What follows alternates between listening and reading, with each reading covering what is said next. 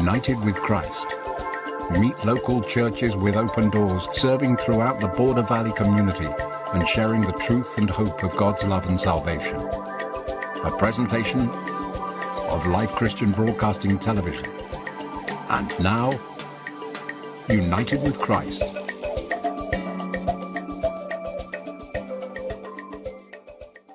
Welcome to United with Christ. I'm Dan Gamwell, and I'm happy to be here with you today. And I'll actually be with you for the next couple of days, and I think we're going to have a good time together. I actually just returned from Mexico with my brother. We put in the first Christian radio station in Batopilas. In fact, it's the first radio station in that entire area. But I want to tell you the story of Batopilas and the story of putting in this radio antenna, radio station rather, because it's a little interesting and I think you'll be blessed by it. I had been going down into Batopilas. Actually, my older brother Tom took me there for the first time about 2 years ago. And so I had gone back there a number of times and visited and really developed an appreciation, a love for the place. And I was going down, and it's down in a canyon, Copper Canyon of Mexico. You've probably heard of it. And so I was driving down the very steep mountain. You go from 8,000 feet down to 1,200 feet. Up at the top, they grow apples, and it's cold, and there's pine trees. And down at the bottom, they grow avocados, and it's quite hot.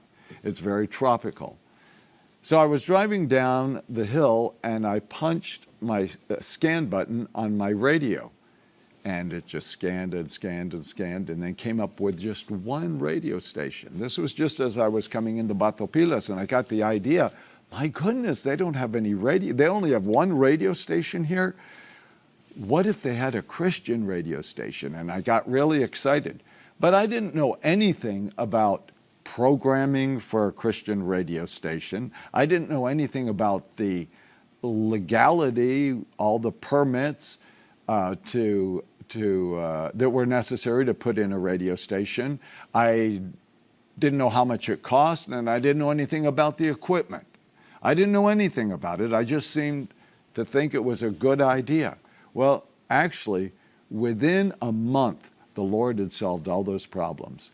I had answers to the legality of putting one in. I had answers to all of the programming. I had answers to all the equipment, and even the money was supplied. So it was. I became aware of the fact that it seemed that the Lord wanted this station in Batopilas even more than I did, because so quickly He had brought all of these elements together. So that was actually in December. So since then, I'd been working very hard to accumulate the equipment, transmitters, and computers, and cabling, and antenna, and then working on the programming, and then putting this all together at my house in Houston and testing it. And so finally, had it all ready to take down there. And so I was just going to go down there without having thought through just how difficult it would be to install all of this. You have to have the transmitter be very close to the antenna, and the antenna needs to be in a high place for it to have any to reach any distance. It's an FM station, and all of the engineers that I spoke to up here in the States, I'd gone to KHCB, which is a Christian radio station in Houston, and talked to their engineers, and they said, now listen, FM will only go as far as you can see. If you can't see, it'll bounce a little bit, but not very much. It's not like AM radio. AM radio bounces, the frequencies bounce, and they'll go places beyond what you can see, but not FM.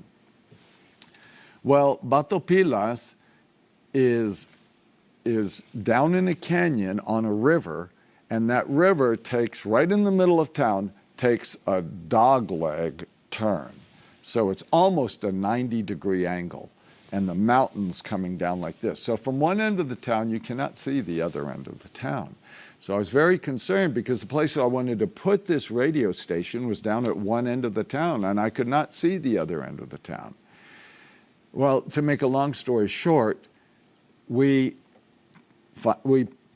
installed the station at a believer's house that's down at one end of the town, tested it, and it went way, way past the other end of the town, way beyond what I had even hoped that it would reach. It actually reaches several towns up and down that valley. So I was so delighted that everything the engineers had told me, and I'm sure they know what they're talking about, but it looks like God overrode them, because before we flipped the switch to test it, I said, Lord, just please make this signal go as far as we need it to go so that it will reach the entire town. And it did. In fact, it even went beyond that. But here's the deal. Here's something I want you to appreciate.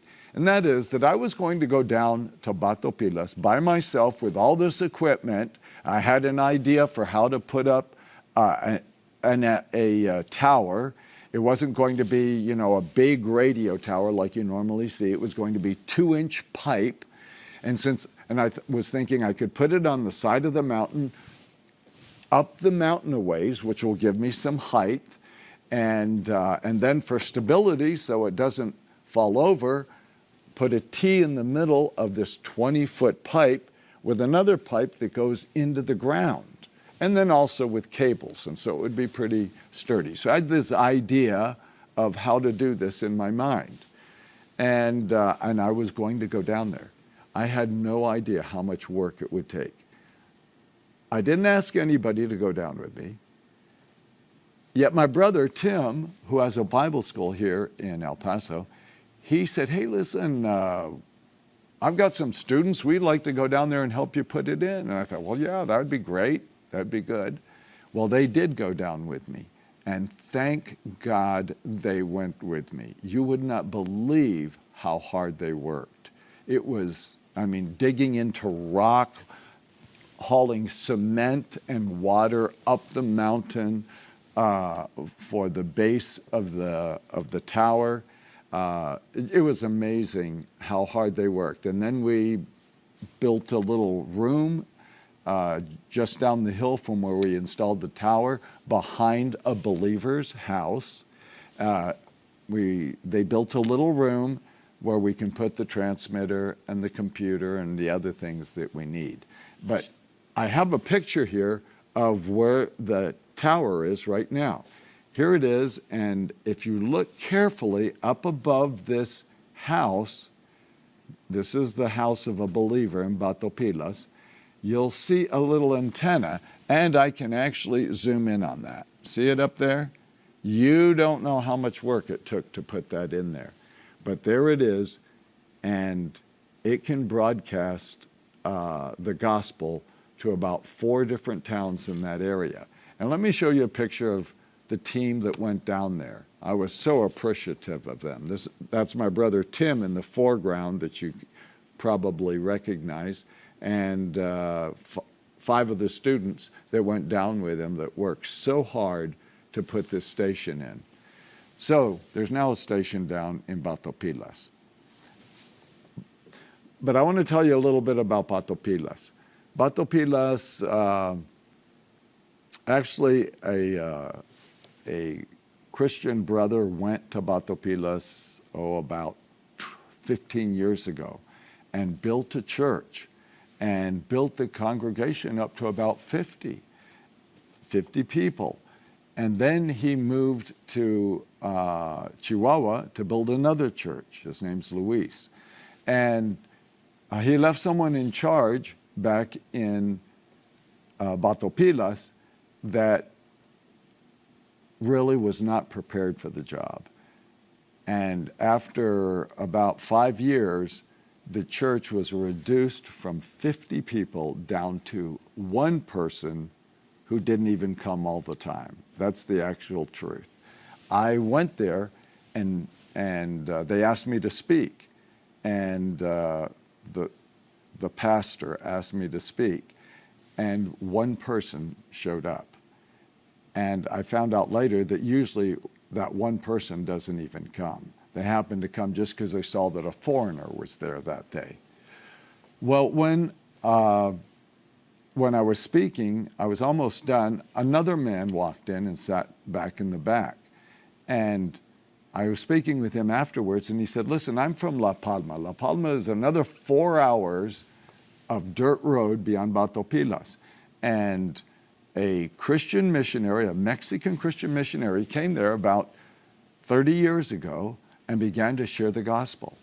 And he had 2 donkeys that he would travel around with, and he lived down by the river, and just this humble man. But he said everyone in La Palma, this town 4 hours beyond Batopilas, on very bad dirt roads, everyone accepted the Lord. They built a little church there, but then someone killed him.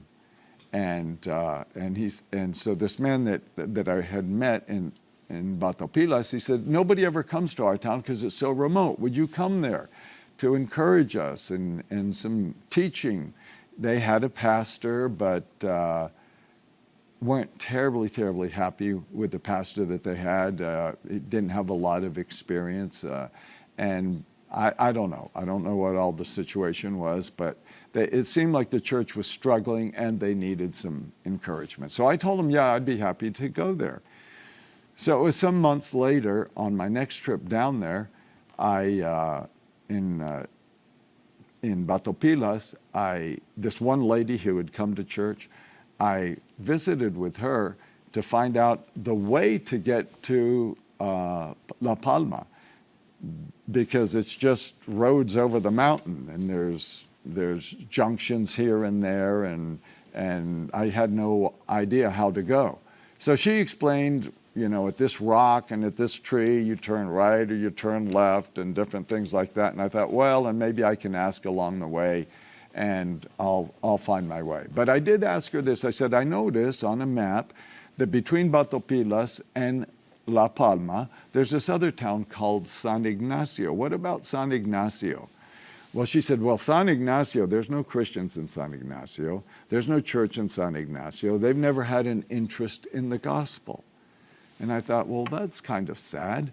I thought, I'll be going right by there. I think I'll spend a day there. I'll just stop in San Ignacio one night.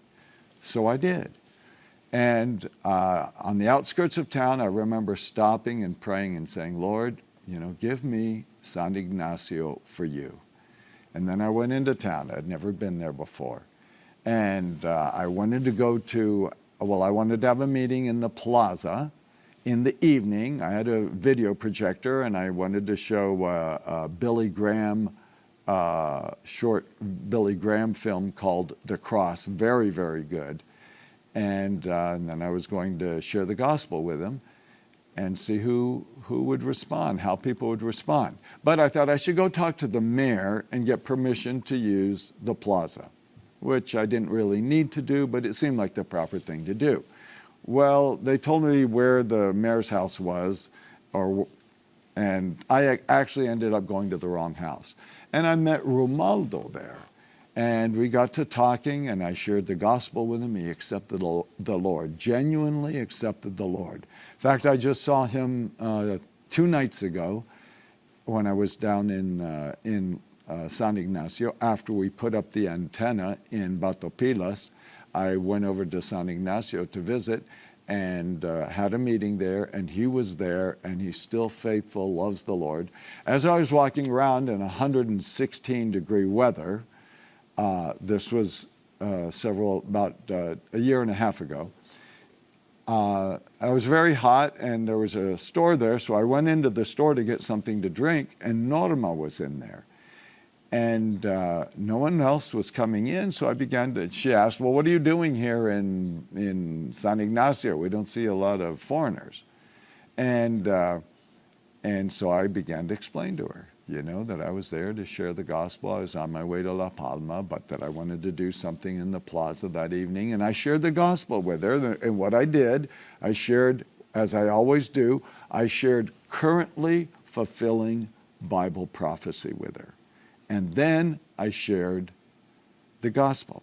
Now, why do I start with currently fulfilling Bible prophecy? I want people to know that the Bible, first of all, is a miraculous book, and that it's a book that contains the truth, that it's a book that they can trust.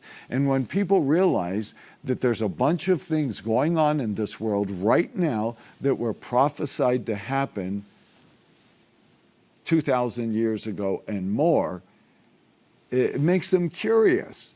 And then it makes them respectful of the Bible, because they can't explain how it is that this book that was written so many years ago could predict that the time would come when the entire world would be able to watch the same event simultaneously, or that people would be able to travel long distances and quickly, or that terremotos, earthquakes would be greatly increased. And so many prophecies like this that were made over 2,000 years ago that are happening today, that causes people to respect the Bible. Why don't I tell them about past prophecies? I could tell them about the prophecies that occurred when Jesus was born, lived, died, resurrected, and went back to heaven. There's over 300 prophecies that deal with that period. But a person might say, oh, well, how do we know that wasn't written after it had already happened? And I don't have time to give them an education of the archaeology and all of the evidence that shows that those prophecies were made clearly way before the time of Jesus. I don't have time for all of that. But what I can do is I can tell them prophecies that they can see are in the Bible, they know weren't written yesterday, and they can see that it's occurring today. And so this causes people to have a respect for the Bible. But then what I tell them or ask them is, do you think that a book that tells the future, that the message of such a book might be important? Especially when Jesus said, I'm going to tell you the future so that when it happens, you'll believe. Jesus said that several times. In fact, you can go into the Old Testament and you can see where God was dealing with the Jews, the Israelites in the Old Testament, where he said things that were very, very similar. He would say things like, listen, you guys, is there some other God that can tell you the future? If there is, well, bring them down. I want to see them. But if there isn't, why aren't you paying attention? You see, God uses currently fulfilling. In fact, he says that. There's a verse in the Bible, it's Revelation 19:10, I think, and it says the point of prophecy is to give a clear witness for Jesus. And it really does give a clear witness for Jesus. How so?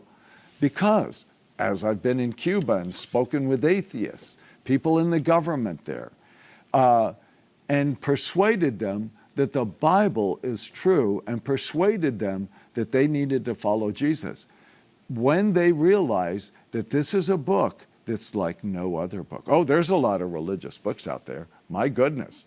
When the devil realized that God wanted to connect with his creation and have a relationship with us, the first thing he did was throw a whole lot of distracting religions out there, just all kinds of stuff to confuse people. If I had Dixie cups upside down on this table and had 50 of them, and there was a $100 bill under just one of them, well, you wouldn't know which one to pick. You would be very confused. If there was only one, well, obviously you would know which one to turn over and get your $100. But with a lot, it's distracting. That's what the devil's done with the multiple religions in the world today. And people, they just give up. They say, well, there's so many religions, how can we know the truth? The thing is this, Jesus said, if you look for the truth, you'll find the truth. It can be known if you're willing to search for it, and he's done some special things to make it really easy for us, and that is currently fulfilling Bible prophecy, because the devil doesn't know what's going to happen in the future. He can't predict the future, but God can. And so God has. God has predicted the future for us in the Bible. And he's given us so many prophecies of what's going on today. I'll actually maybe share that tomorrow. Maybe I'll share that with you. There's so many of them that can cause us to know we can have confidence in what the Bible says. But then I ask them, if we have a book that tells the future, and God said, I'm going to tell you the future so you can have confidence in my message, do you think it might be important to know what the message of the Bible is? And the answer is usually yes. And so this was the case with Norma that I met, and as I was sharing the gospel with her. And she said, yeah, I would be very interested in knowing. And the gospel's so beautiful. It's irresistible. It's irresistible. What a hard heart it takes to reject the gospel of the Bible, which is this. Very simply, God created us to have a relationship with him.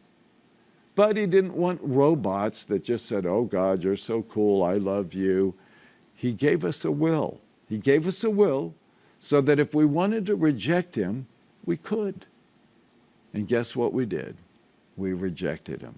Yes, humanity has rejected God. We let sin into God's creation. It was perfect before, but sin corrupted it all. Where do you think that sickness comes? And where does weeds come from, and hot weather and cold weather and all the problems of life? Where do they come from? They are the result of sin. And God, when he saw that we had corrupted his creation with sin and that we ourselves were corrupted, he said, what am I going to do now? What am I going to do with you guys? I had expected one day to bring you into heaven with me. I wanted to have a relationship with you and continue having a relationship with you, as he had with Adam and Eve before they fell, before they sinned, before they committed the only sin that they could possibly commit. That was the only sin they could commit. If God had not put that tree in that garden, they could not have sinned. There was no other way for them to sin. God put that tree there not to tempt them, but to give them choice. He said, listen, all I'm asking you is please don't eat from this tree. And they did. And we know what the result is now, all the problems that we have in the world. And so God says, so what am I going to do now? I am obligated as God. I'm a perfectly righteous God. I'm a perfectly just God. I created the universe, and every sin must be paid for. There are eternal consequences for sin, and they must all be paid for. Every single one, every bad thought, every bad word, every bad action, they all must be paid for, says the infinite Creator. But you know what? He's also love. He said, I don't want to separate you from me for all of eternity. I don't want you to have to spend eternity in hell away from my presence. I created you to have a relationship with me. So he said, I know what I'm going to do. I'm going to find someone who doesn't have sin, someone who's innocent that can pay for your sin. That's what he said. But he didn't pick me to pay for your sin, and he didn't pick you to pay for my sin. Why? We've got our own sin. We've got eternal consequences for our own sin to pay for. But the only one that was innocent without sin was his own son, Jesus. And if you read what Jesus said was when he was on the Mount of Olives, he was praying, God the Son, Jesus, God the Son, praying to God the Father. And he said, listen, they're coming for me right now. And if there's any other way we can save these people, now's the time to let me know about it, because otherwise I'm going to have to go through the whole experience of the cross. But if there's no other way, he said, to save them, I'm willing to go to the cross for them. Wow. That's amazing. And that's exactly what Jesus did. He came to this earth. He became a man. Even though he was God, he became a man. And he lived a sinless life until he was crucified on a cross so that he could pay the penalty for our sin. And what he's looking for now is people that will love him back. That's all he wants, people that love him back. But he says, if you love me back, you'll obey me. You'll obey me. You'll develop a relationship with me. That's what he's looking for. Oh, yeah. If you ask people, oh, yeah, sure, I love God. Sure. Yeah. No, they don't. They don't love God. God said, if you love me, you'll obey me.